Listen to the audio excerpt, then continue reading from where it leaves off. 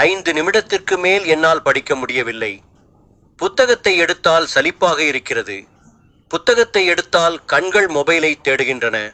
தேர்வுக்கு தயாராக முடியவில்லை. இப்படிப்பட்டவரா நீங்கள்? உங்களுக்கான சில தீர்வுகள் இதோ. கரோனா பெருந்தொற்று கல்வித்துறையில் எதிர்பாராத அளவு மாற்றங்களை ஏற்படுத்திவிட்டது.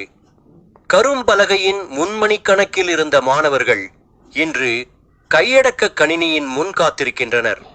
ஆசிரியருக்கு பயந்து ஓடி ஒளிந்தவர்கள் இன்று காணொலியில் ஆசிரியருக்கு தெரியும்படியே சேட்டை செய்கின்றனர். இவ்வாறான பல மாற்றங்களை அடுக்கிக் கொண்டே போகலாம். வகுப்பறையில் இருந்து படிப்பதை விட வீட்டில் இருந்து பாடத்தை கவனிப்பது, படிப்பது என்ற புதிய நடைமுறை அனைத்து மாணவர்களுக்குமே கடினம்தான். இனி வரும் காலங்களில் சூழ்நிலைக்கு தகுந்தவாறு நம்மை நாமே தகவமைத்துக் கொள்வது மட்டுமே எந்த ஒரு நிலையையும் சமாளிக்கும் வலிமையை நமக்கு தரும். மாறுபட்ட கல்வி சூழ்நிலையில் மாணவர்கள் படிப்பில் நீண்ட நேரம் கவனம் செலுத்துவது எப்படி? அதற்கு எவ்வாறு திட்டமிட வேண்டும்? தேர்வுக்கு தயாராவது எப்படி? கொஞ்சம் யோசிப்போம். நீங்கள் ஏன் பின்தங்கி இருக்கிறீர்கள்? நீங்கள் ஒரு காரின் ஓட்டுநர் இருக்கையில் இருப்பதற்கும் பின் இருக்கையில் இருப்பதற்கும் வித்தியாசம் இருக்கிறது. ஓட்டுநர் இருக்கையில் இருந்தால் சிறிதளவு கவனச்சிதறல் கூட இல்லாமல் காரை ஓட்டுவதில் மட்டுமே கவனம் செலுத்துவீர்கள். அதுவே பின் இருக்கையில் நீங்கள் இருந்தால் எதை பற்றியும் கவலைப்படாமல் பொழுதுபோக்கு வேலைகளில் ஈடுபடுவீர்கள். உங்களது படிப்பை நீங்கள் ஒரு பொறுப்பாக, கடமையாக, உங்களது வளர்ச்சிக்கு அடிப்படையாக எடுத்துக்கொள்ளாததால் உங்களால் படிப்பில் கவனம் செலுத்த முடியாமல் போகிறது.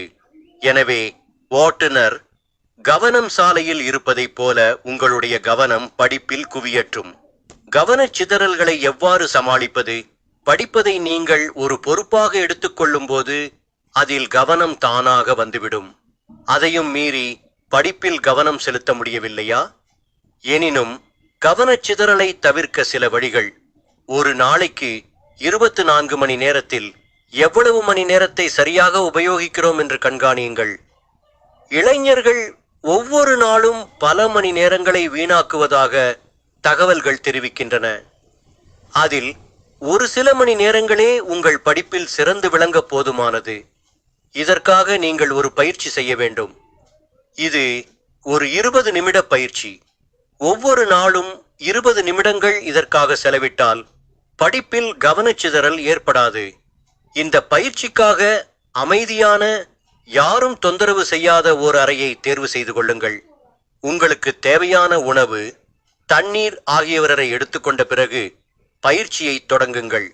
இப்போது நீங்கள் தேர்வு செய்த அறைக்கு சென்று நீங்கள் என்ன படிக்க நினைக்கிறீர்களோ அந்த புத்தகத்தை மட்டும் எடுத்துச் செல்லுங்கள். இப்போது இந்த 20 நிமிடம் எதற்கும் செவி மடுக்காமல், மூளையை வேறு திசைக்கு மாற்றாமல் 20 நிமிடம் முழுவதும் படிப்பதில் மட்டுமே கவனம் செலுத்துங்கள். சரியாக 20 நிமிடத்திற்கு டைமர் வைத்து பயிற்சி செய்யுங்கள். எந்த காரணத்தை கொண்டும் 20 நிமிடத்திற்கு அவ்விடத்தை விட்டு நகரக்கூடாது. வேறு எதிலும் கவனம் செலுத்தக்கூடாது. செல்லிடபேசி, கணினியை கண்டிப்பாக அந்த அறைக்குள் அனுமதிக்க கூடாது. வீட்டில் உள்ளவர்களையும் யாரையும் வரவேண்டாம் என்று கூறிவிடுங்கள். முதலில் ஒரு சில நாள்கள் கடினமாக இருக்கும் இந்த பயிற்சியை தொடர்ந்து முயற்சித்தால் மாற்றத்தை நீங்களே உணர்வீர்கள். முதல் சில நாள்கள் கவனச்சிதறல் இருந்தாலும் தொடர்ந்து பயிற்சி செய்தால் கவனம் மேம்பட்டுவிடும்.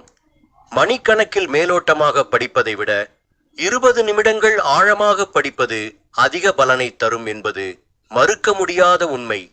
சலிப்பை போக்கி கவனம் செலுத்துவதற்கான ஆர்வத்தை வளர்க்க வேண்டுமெனில் கற்றலில் புதிய வழிமுறைகளை கையாளலாம்.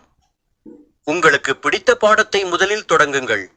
அந்த பாடத்திலும் உங்களுக்கு பிடித்தமான தலைப்பை முதலில் தேர்வு செய்து படியுங்கள். அதை பற்றி உங்களுக்கு ஏற்கனவே தெரிந்திருந்தால் இன்னும் ஆர்வம் கூடும்.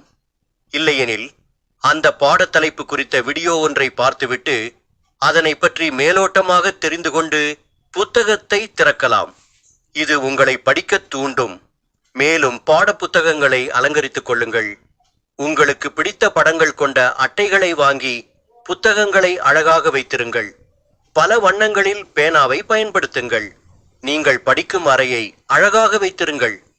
உங்கள் மனமும் சிந்தனையும் ஒரு சேர கவனம் செலுத்த வேண்டுமெனில் உடல் ஆரோக்கியம் முக்கியம்.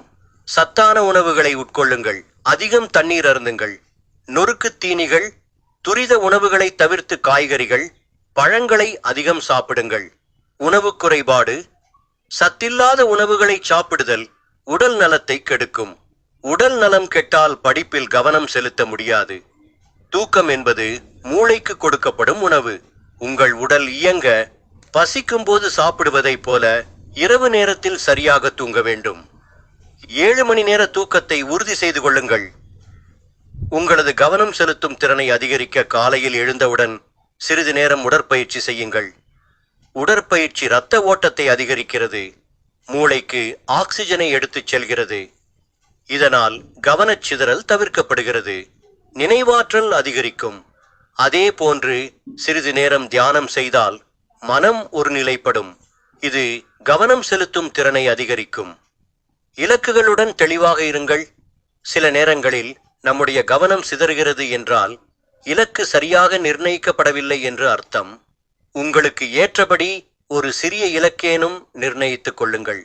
உதாரணமாக, வரும் தேர்வில் 90% மதிப்பெண்கள் எடுக்க வேண்டும் என்று திட்டமிட்டு படிக்கத் தொடங்க வேண்டும்.